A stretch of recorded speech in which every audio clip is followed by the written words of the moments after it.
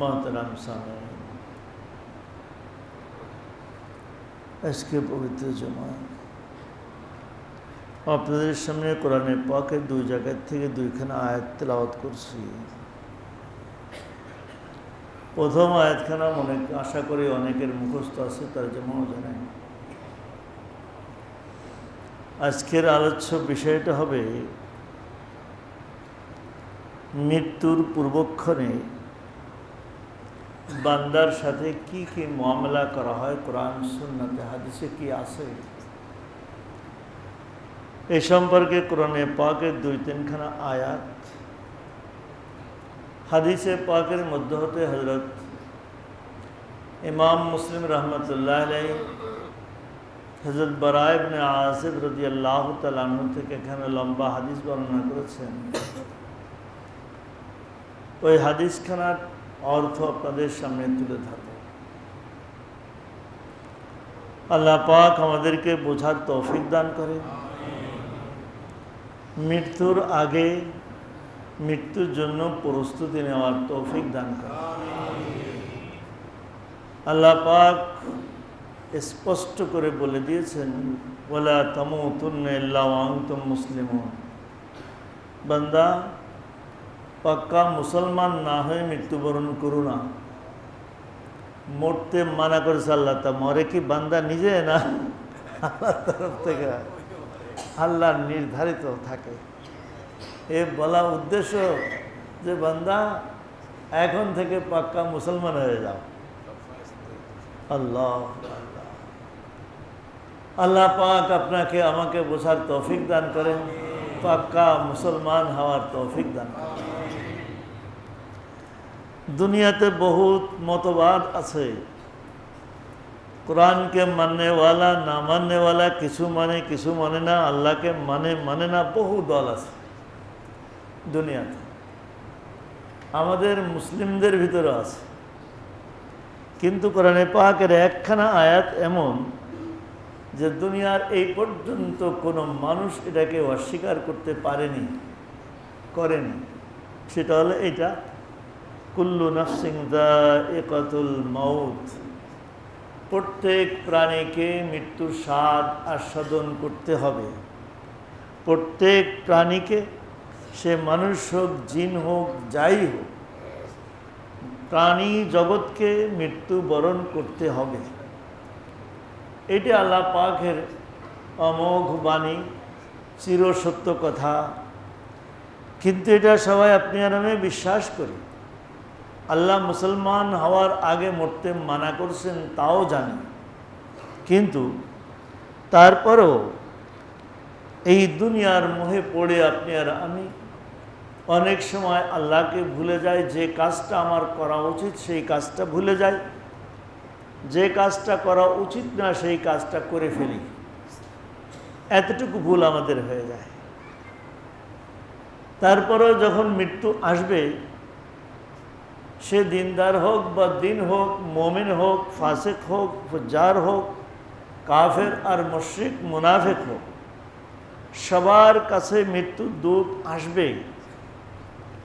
আসার পরে দিনদার যে হবে, মুত্তাকি পরহেজগার যে হবে, তার সম্পর্কের আলোচনা বারবার করছে কোরআনে পাক। আর আয়াত সূরা হামিম সিজদার আয়াত, ইন্নাল্লাযীনা ক্বালু রাব্বুনাল্লাহু সুম্মা ইসতাকামু তাতানাজ্জালু আলাইহিমুল মালায়েকাতু আল্লা তাখাফু ওয়া লা তাহজানু ওয়া আবশিরু বিল জান্নাহ। মৃত্যুর পূর্বক্ষণে রহমতের ফেরেশতা এসে তাকে সান্ত্বনা দেয়। সামনের ভয় ভীতিও নাই, পিছনের বাল বাচ্চাদের জন্য দুশ্চিন্তারও কিছু নাই। এগুলির ব্যবস্থা আল্লাহ তুমি থাকলে যা হয়তো তার চেয়ে ভালো করবেন। সামনের সফর, অজানা পথ, কোনো ভয় নেই, আমরা সাথে আছি। তাহলে দিনদার সম্পর্কে আল্লাহ পাক কোরআনে মাজিদে সংক্ষিপ্ত বলছেন। এই আলোচনা কয়েকবার করছি। বাকি রয়ে গেছে ফাসিক ফুজ্জার যখন হবে, বদ্দিন বদকার যখন হবে, আল্লাহকে মানে না কাফের ও মুশরিক, তাদের মৃত্যুর কি অবস্থা হবে, মৃত্যুর পূর্বক্ষণে তাদের কি হবে, এই সম্পর্কে। এই সম্পর্কে কোরআনে পাকের এক আয়াত সূরা মুনাফিকুনের মানে 10-11 আয়াত। ফায়াকুল রাব্বি লাউলা আখারতানি ইলা আজালিন করিব। যখন মৃত্যু আসবে, দুষ্কৃতির যখন মৃত্যু আসবে, তখন সে আবেদন করবে যে আল্লাহ একটু অল্প একটু সময় দেওয়া হোক। ফাআসাদ্দাকা ওয়া আকুম মিনাস সালিহিন। আমি একটু দান খয়রাত করে নেক আমল করে একটু ভালো হয়ে আসি। সুযোগ পাইনি, আল্লাহ বুঝতে পারেনি যে এত তাড়াতাড়ি ডাক এসে যাবে, সময় এত তাড়াতাড়ি আসবে বুঝতে পারিনি। কোরআনে পাকের কথা বলছে, খেয়াল করতেছেন তো নিশ্চয়ই। সূরা মুনাফিকুন 10 এবং 11 নম্বর আয়াত। লাউলা আখারতানি ইলা আজালিন করিব। আল্লাহ একটু অল্প একটু সময় কি দেওয়া যাবে? একটু সময় দেওয়া হোক। ফাআসাদ্দাকা ওয়া আকুম মিনাস সালিহিন। আমি দান সদকা করে নেক আমল করে খুব ভালো হয়ে আসব, অন্যায় অপরাধ আর করব না। আল্লাহর পক্ষ থেকে কি বলা হচ্ছে? ওয়ালা ইয়াখিরাল্লাহু নাফসান ইযা জাআ আজালুহা।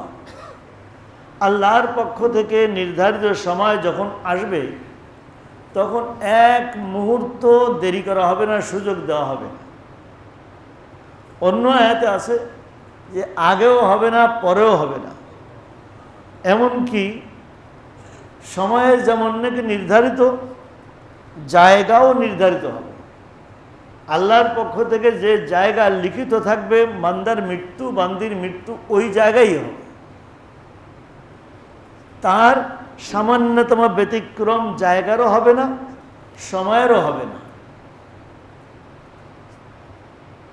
মশহুর ঘটনা, প্রসিদ্ধ ঘটনা জানেন। আমি যদি একবার বলছি কিনা খেয়াল হচ্ছে না। হযরত সুলাইমান আলাইহিস সালামের জামানায় আজরাইল এক লোকের দিকে খুব রাগম্বিত দৃষ্টিতে তাকাইছে। ওই লোক চিনতে পারছে যে আজরাইল। সুলাইমান আলাইহিস সালামকে এসে জলদি করে বলছে, নবী আল্লাহ, হাওয়া আপনার কথা শুনে আপনি হাওয়াকে একটু নির্দেশ দেন আমাকে অমুক জায়গায় পৌঁছে দিতে। মনে করেন এখান থেকে বসে আমাকে সৌদি আরব পৌঁছে দিতে। আল্লাহর নবী ওর কাকতি মিনতি আর ওর অস্থিরতা দেখে সঙ্গে সঙ্গে হাওয়াকে হুকুম দিলেন, হাওয়া তাকে নিয়ে ওখানে পৌঁছায় দিল।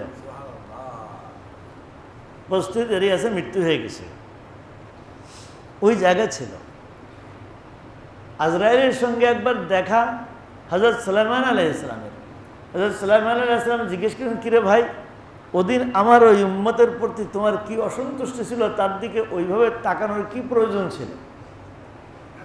তো বললেন যে হুজুর, আমি বড় পরেশান হচ্ছিলাম যে আজ পর্যন্ত আদম আলাইহিস সালামের রূহ কবজ করা থেকে নিয়ে এই লোক পর্যন্ত, আজ পর্যন্ত কোনো মানুষের রূহ কবজ করতে আমার দুটো জিনিসের ব্যতিক্রম হয়নি।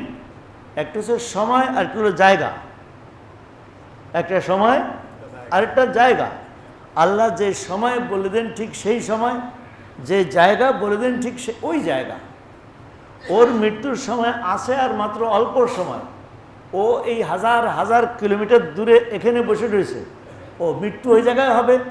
আমি আবার নিজে টেনে নিব না, ওর নিজের উপস্থিত থাকতে হবে।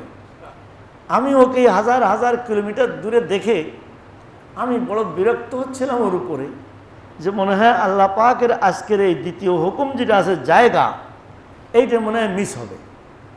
সেই জন্য আমি ওর পরে খুব রাগ হচ্ছিলাম যে আল্লাহ পাকের হুকুম আমার দ্বারা অবমাননা হবে তোর কারণে। সেই জন্য আমি ওর পরে খুব রাগ লাগতেছিল যে ও এখানে এখনো কি করে, ও জায়গায় পৌঁছে না কেন। নিশ্চয়ই বুঝে ফেলছি যে জায়গায় নিজেই পড়ছে কি না, নিজে পড়ছে তো, এবং খুব তড়িঘড়ি করে পড়ছে। পৌঁছতে দেরি আছে, জান কবজ হতে দেরি নেই। তো বললেন জিবরিল, আমি সুলাইমান আলাইহিস সালাম জিজ্ঞাসা করলেন যে এরপরে কি ঘটছে? বলছে আপনি পৌঁছায় দিয়েছেন আর সময়ও হয়ে গেছে, আমি ওই জায়গায় পৌঁছে রয়েছি। আমি আগের থেকে ওই জায়গায় হাজির, বাস সময় হয়ে গেছে, ও জায়গায় হাজির, বাস আমি আমার কাজ সেরে ফেলছি।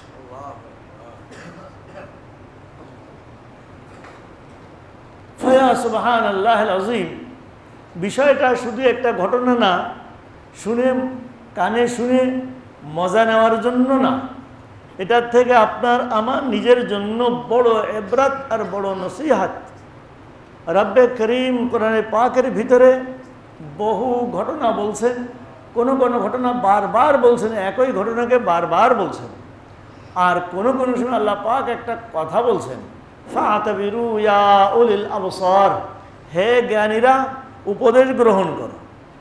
আপনার আমারও এই ঘটনার থেকে বারবার এটি মনে করে করে উপদেশ গ্রহণ করা চাই যে আপনার আমার সময় কখন আসবে, জায়গা কোনটা হবে, কালেমার সুযোগ হবে কি হবে না, এই চিন্তা করা উচিত। আর বারবার দোয়া করা উচিত যে আল্লাহ স্বস্তির সাথে সুন্দর অবস্থায় তোমার উপরে ঈমান নিয়ে আমল অবস্থায় যেন তোমার সান্নিধ্যে পৌঁছতে পারি, সেই তৌফিক দাও। যে ঘটনা বলা হবে এখন, মুসলিম শরীফের যে হাদিস, রসুল করিম সাল্লাল্লাহু আলাইহি ওয়াসাল্লামের বর্ণিত যে হাদিসখানা এখন আমি আপনাদেরকে বলবো, হযরত বারা ইবনে আযিব রাদিয়াল্লাহু তাআলা আনহু বলেন যে নবীজি সাল্লাল্লাহু আলাইহি ওয়াসাল্লাম কাফির, মুশরিক, মুনাফিক ও বদ্দীনের মৃত্যু কিভাবে হবে সেই বয়ান করতে গিয়ে বলেন, ইযা কানা ফি ইনকিতাইন মিনাদ দুনিয়া ওয়া ইকবালিন ইলাল আখিরা নাযালা ইলাইহি মিনাস সামাই মালায়েকাতুন সুদুল ওয়ুজুহ। যখন মৃত্যু ঘনে আসবে কোনো মানুষের, বিছানায় স্বাভাবিক মৃত্যুর কথা বলা হচ্ছে, সাধারণত তখন তার সামনে বহু ফেরেশতা আসবে, তাদের চেহারা হবে অত্যন্ত বিকট ধরনের, ব্যতিক্রম ধরনের। আল্লাহ নবী কেন সুদুল ওয়ুজুহ, কালো হবে তাদের চেহারা, ভয়ঙ্কর চেহারা হবে। আর কোনো কোনো হাদিসে আসছে চেহারা হবে কালো, চোখগুলি হবে হলুদ। কোনো বর্ণনাতে আছে চোখগুলি হবে আগুনের ফুলকি, আগুনের শলা, আগুনের স্ফুলিঙ্গ যেমন হয় ওরকম তাদের চোখ হবে।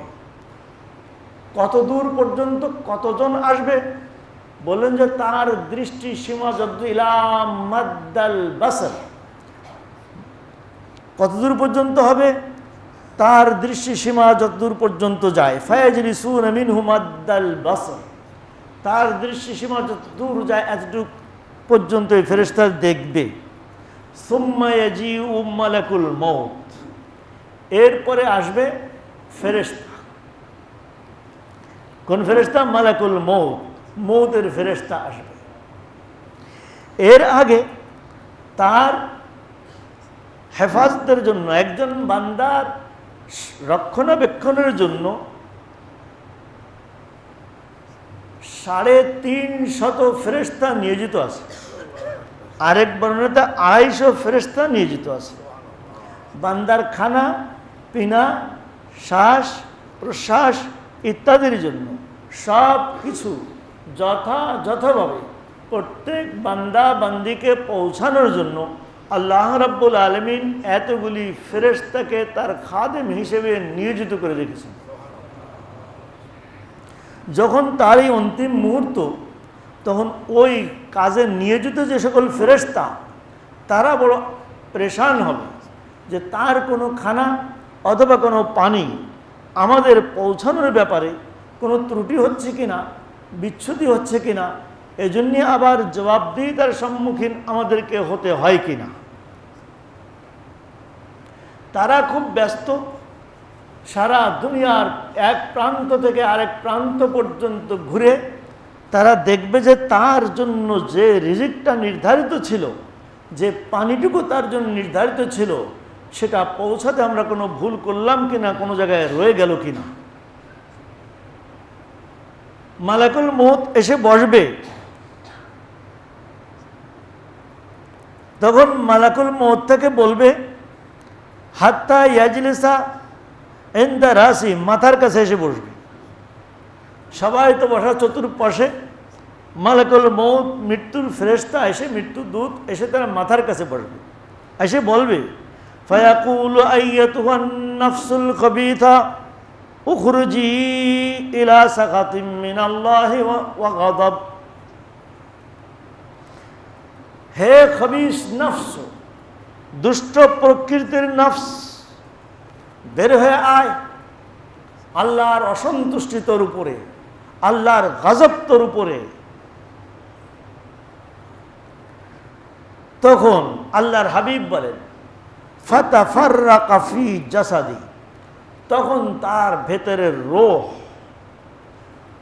মাথা থেকে নিয়ে পা পর্যন্ত শরীরের বিভিন্ন জায়গায় গিয়ে লুকাতে চেষ্টা করবে। কারণ রূহ কি জিনিস আল্লাহর হাবিবকে জিজ্ঞাসা করা হয়েছে, আপনি আর আমি বুঝবো না রূহের সংজ্ঞা। আল্লাহ পাক সংক্ষেপে বলছেন ইয়াসআলুনাকা আনির রূহ কুলির রূহু মিন আমরি রাব্বি ওয়া মা উতীতুম মিনাল ইলমি ইল্লা কালিলা। নবী আপনার কাছে জিজ্ঞাসা করেন রূহ সম্পর্কে, বলে দিন রূহ আমার নির্দেশ ছাড়া আর কিছুই না। রূহের সংজ্ঞা, ব্যাখ্যা, কার্যক্রম আল্লাহ কিছু বললেন না। সামনের আয়াতে বলছেন ওমা উতীতুম মিনাল ইলমি ইল্লা কালিলা। এই আয়াতের ব্যাখ্যা নবীজি সাল্লাল্লাহু আলাইহি ওয়াসাল্লাম আরেকখানা হাদিস দ্বারা করছেন যে তোমাদেরকে ইলম দেওয়া হয়েছে অতি সামান্য। এই অতি সামান্য কি, কতটুকু? মুসলিম শরীফ, বুখারী শরীফ উভয় কিতাবে এই হাদিসখানা বর্ণিত। খুব ভালো করে খেয়াল করি, আপনার আমার অনেক সময় শিক্ষা দীক্ষার উপরে, সার্টিফিকেটের উপরে, বিদেশ ভ্রমণের উপরে ইত্যাদির উপরে কোনো সময় নিজের ভিতরে একটু গর্ববোধ হতে পারে। বিভিন্ন প্রযুক্তি সম্পর্কে জানার কারণে গর্ববোধ হয়।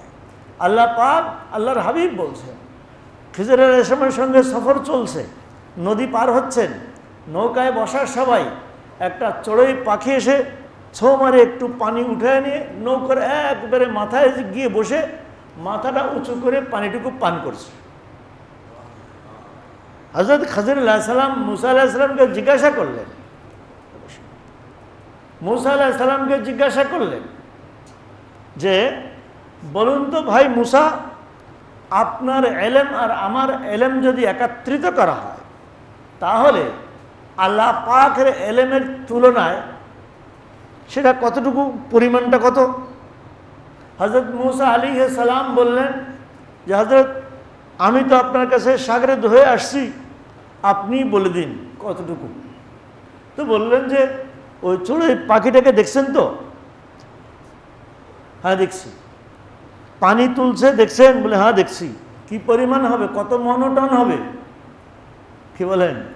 ওটা দুনিয়ার কোনো মাপ যন্ত্রে সাধারণত আনা সম্ভব না। আচ্ছা 1 ফোঁটাই বলেন, 1 ফোঁটা, 1 ফোঁটা পানি তুলছে। হযরত খিজর আলাইহিস সালাম বলছেন আল্লাহর নবী আপনাকে আমাকে বলে শোনাচ্ছেন, হাদিসখানা বুখারী মুসলিমের, বিশুদ্ধতায় কোনো সন্দেহ নাই। তো বলছেন যে আপনার আমার ইলম যদি একত্রিত করা হয় সেটা মনে করেন ওই চড়ুই পাখি যে পানিটুকু উঠালো ওইটুকু। আর আল্লাহ পাকের ইলম মনে করেন এই বাকি যত নদ নদী, সমুদ্র, মহাসমুদ্র যা আছে সকল পানির পরিমাণটা আল্লাহ পাকের ইলম। আপনারা নিশ্চয়ই জানেন আটলান্টিক মহাসাগরের গভীরতা কোনো কোনো জায়গায় এতটুকু যতটুকু আপনার এই কি বলে, কি পাহাড়, হিমালয় পর্বত যতখানি উঁচু, আটলান্টিক মহাসাগরের কিছু কিছু জায়গা আছে তার পানির গভীরতা ওই পরিমাণ।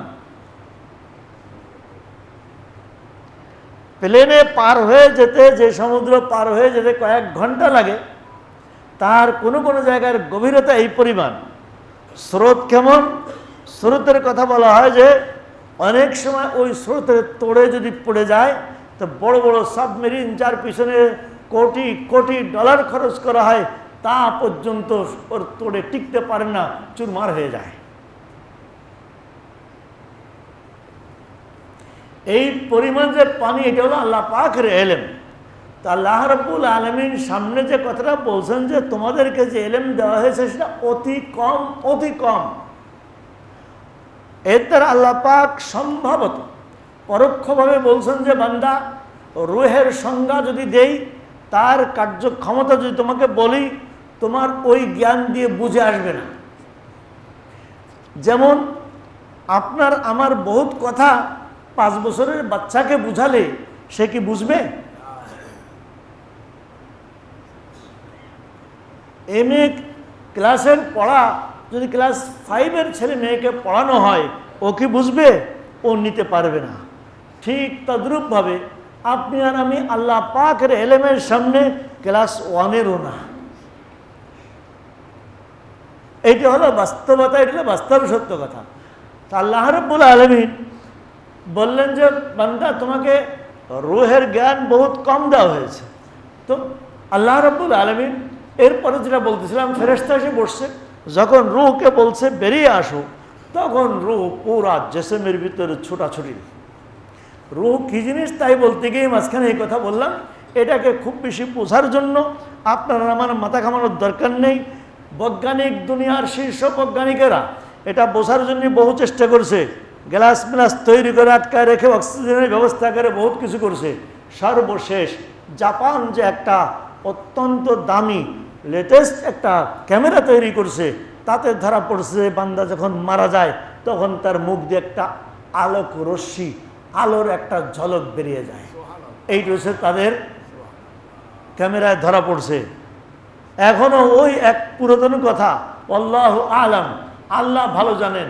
আপনার আমার এই জ্ঞান বিজ্ঞানে, দুনিয়ার এই জ্ঞান বিজ্ঞানে ধরা পড়বে না। তা ফেরেশতা তখন পায়ের দিক দিয়ে কি করে নিয়ে আসবে? পুকুরের মাছ নেওয়া তোলার জন্য যেমন নাকি জাল একদিক দিয়ে ফেলে টেনে নিয়ে নেওয়া হয়, ঠিক তদ্রূপভাবে ফেরেশতার জাল এই শরীরে পড়বে, তাকে সমস্ত শরীর থেকে তাকে চিপে বের করে আনা হবে। বহু চেষ্টা করবে সে ফেরেশতার হাত থেকে ছোটার জন্য, কিন্তু তার পক্ষে সেটা আদৌ সম্ভব হবে না। সর্বশেষ ফেরেশতা তাকে ধরবে, রূহ বের করে ফেলবে। বের করে ফেলার পরে কী হবে?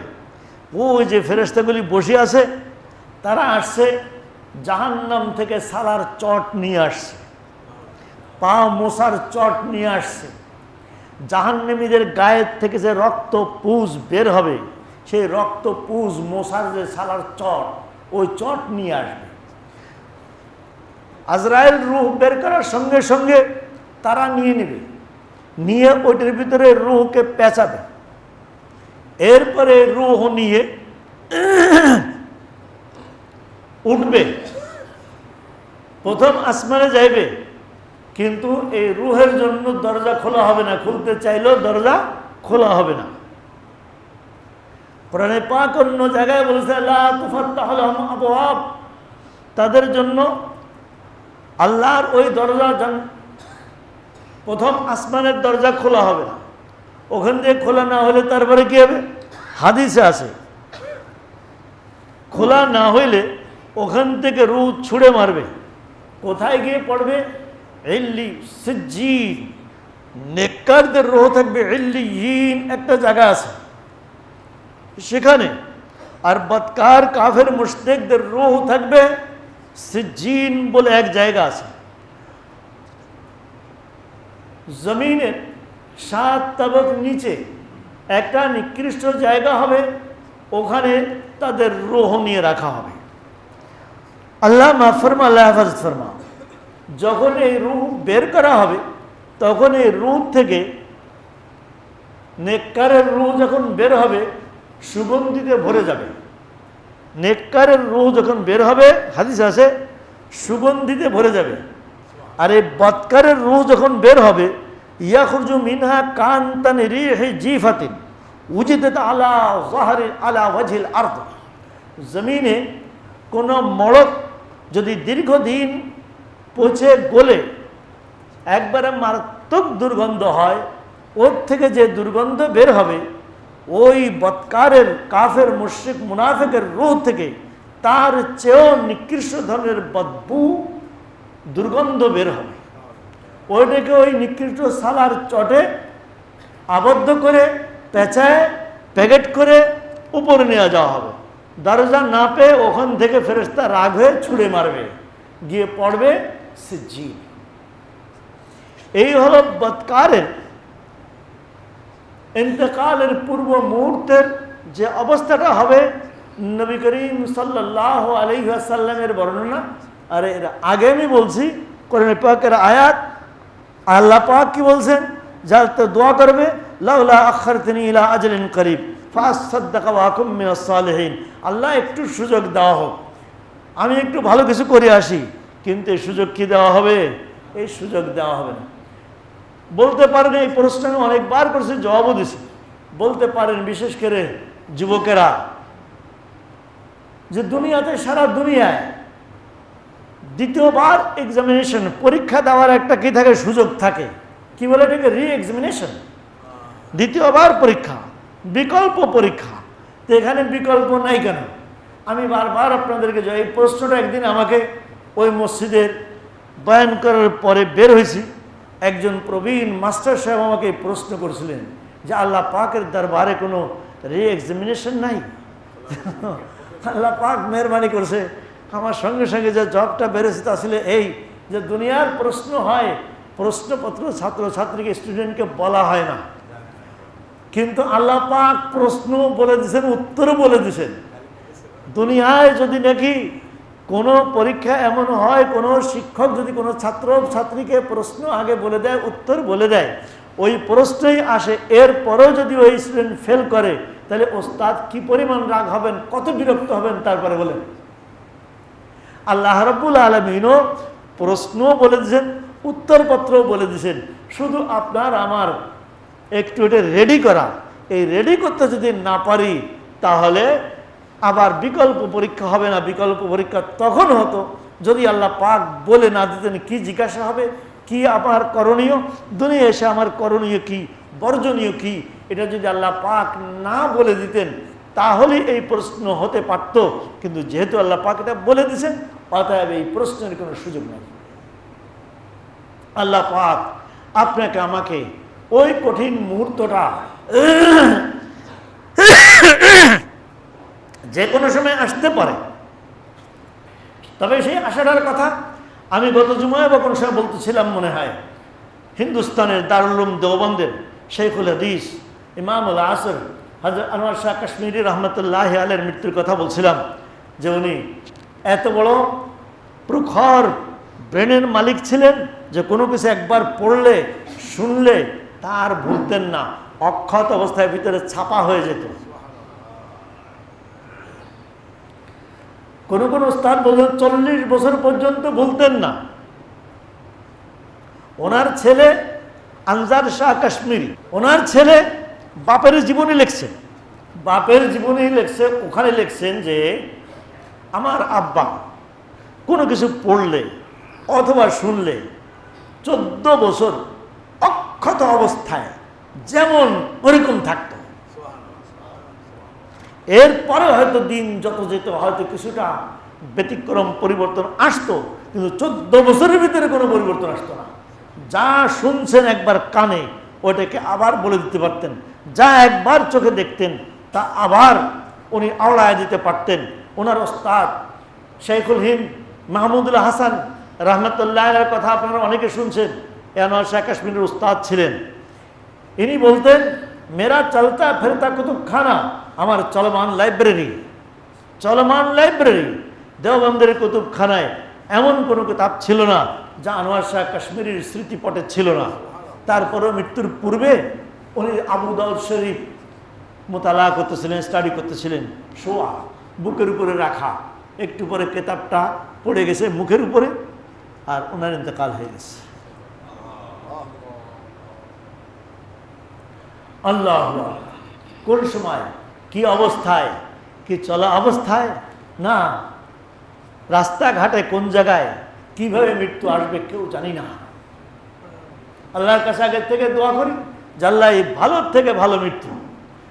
আগেও কয়েকবার বলছি, 2005 সালে মসজিদে হজের মৌসুমে মসজিদে নববীতে একবারে সামনের কাতারে ইমামের ডান পাশে আমাদের এক বাংলাদেশি, চট্টগ্রাম কক্সবাজার বাড়ি, ভদ্রলোক ফজরের ফরজ নামাজের দ্বিতীয় রাকাতে দ্বিতীয় সিজদার থেকে আর ওঠেননি। মৃত্যু কাকে বলে, কি বলেন?